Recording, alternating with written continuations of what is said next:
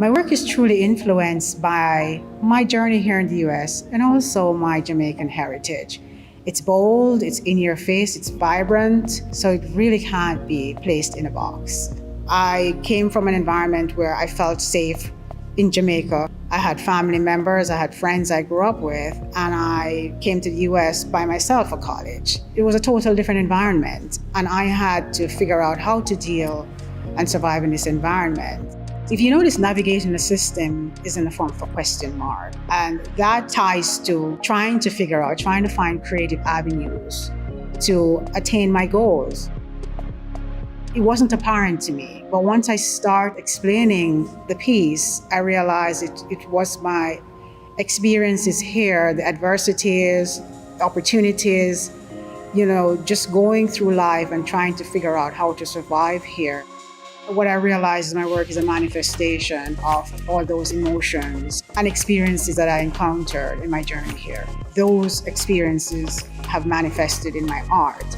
But it's not just the negative aspect of it. I incorporate the colors, the bright, vibrant colors that shows optimism and my perseverance and just having hope that things will be okay. My name is Michelle Drummond of Drummond Fine Art, located in Delray Beach, Florida. I've been creating art for the past 23 years by manipulating multicolored, multi-weighted yarn and glue to create two-dimensional and three-dimensional forms on and off the canvas. So Let It Roll is inspired by having aspirations, having dreams, and not just talking about it. Speaking it doesn't make it really happen. You have to put things into action, having a plan and putting things into action. And most of my life, I've always had the aspiration for bigger and better things. I would say I talk the talk, but I also walk the walk. What got me working with yarns by accident? In college, I took a sculpting class and I was tasked to create a linear form. And I said, linear form? I have no idea, where to start. And then I remembered growing up in Jamaica, we had peddlers coming around with these beautifully colored artwork made from yarn or strings and nails. And a light bulb went off. That's linear, it's strings, it's nail, I can use that.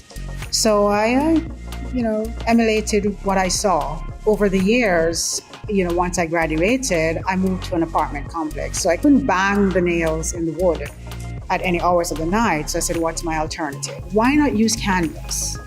It's strings, the canvas is also a fiber form, textile, so it would adhere better. And I would have more control, and I could also paint the background, manipulate the background to enhance the image. So that's when I started using the glue and the string on canvas. Fast forward 23 years, look at what I've created. As I create the work, it really starts evolving. And so the final product may be some semblance of what I initially envisioned, but it's usually even a better product from what I envisioned. I normally start by having this image in my head. It comes to me, I may be in a spin class. I have a 14-year-old son. He may say something to me, and then I get this vision. And I cannot get this image out of my head until I actually physically start creating the art and completing that piece. Generally, my work is inspired by my environment, the lack of resources, the basic need for water in certain communities. The piece behind me, Life's Flow, that inspiration came when Dorian was sitting over the Bahamas for 2 days, just devastating the place. And we were getting some effects of it. I created this piece during that time. And it's more about the twofold nature of water. It's a basic need, but it also has this devastating aspect of it, but you can't live without it. I decided that I wanted to create derivatives of my artwork. And the reason I wanted to create derivatives because I want everyone to be able to afford a piece of my work. The audience I believe my work appeals is someone who thinks outside the box and way outside the box. Someone who really has a vivid imagination. I created based on what inspired me. but I also leave it for everyone else's interpretation. When they see my work, I want them to connect with my work from their own perspective. What is it that they see? What type of emotion does my work evoke in them? To learn more about me and my work, visit my website at drummondfineart.com or on Instagram at drum_strings. I'm also physically located at Arts Warehouse, Studio 9 in Delray Beach. Come by anytime.